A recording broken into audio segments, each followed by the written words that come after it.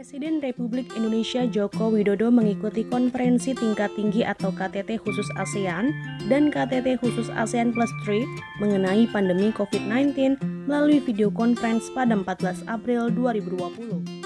Pada pertemuan tadi, teman-teman, Bapak Presiden menyampaikan pentingnya kesatuan, sinergi, dan kolaborasi.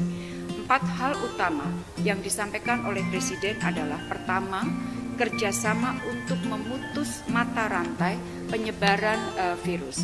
Presiden memahami berbagai upaya yang telah dilakukan oleh masing-masing negara ASEAN sesuai dengan situasi dan kondisi masing-masing, dan Presiden menekankan tidak ada satu kebijakan yang dapat diberlakukan bagi semua negara.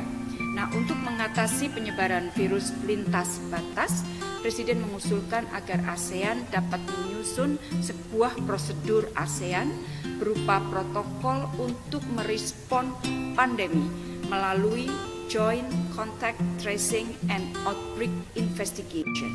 Nah, usulan Indonesia ini dimuat dalam salah satu paragraf di deklarasi hasil KTT, yaitu di dalam formulasi sebuah ASEAN Standard Operating Procedure untuk emergensi kesehatan masyarakat.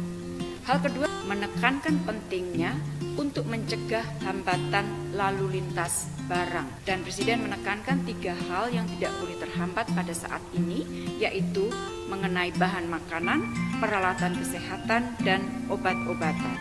Presiden juga menyarankan ada pentingnya pengaturan bersama untuk tetap menjaga kelancaran lalu lintas perdagangan pada saat kita menghadapi pandemi ini. Yang ketiga adalah pentingnya kerjasama perlindungan warga negara ASEAN. Secara khusus, Presiden memberikan penekanan terhadap buruh migran yang dalam kenyataannya telah memberikan kontribusi terhadap perekonomian negara anggota ASEAN. Isu mengenai perlindungan warga negara ini juga telah masuk di dalam deklarasi KTT khusus ASEAN. Nah, di dalam konteks yang agak berbeda tetapi masih terhubung dengan masalah perlindungan, di dalam deklarasi KTT juga disebutkan mengenai pentingnya operasionalisasi secara efektif guidelines mengenai bantuan konsuler bagi bantuan konsuler oleh misi-misi ASEAN di negara ketiga untuk membantu warga negara dari negara-negara ASEAN.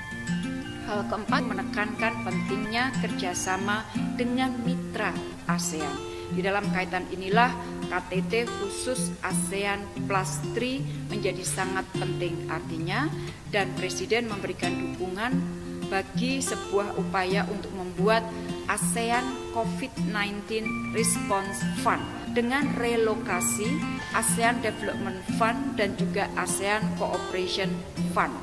Relokasi budget ini diperlukan sebagai langkah darurat untuk menyediakan peralatan medis yang diperlukan untuk memberantas COVID-19 bagi negara-negara ASEAN yang memerlukan.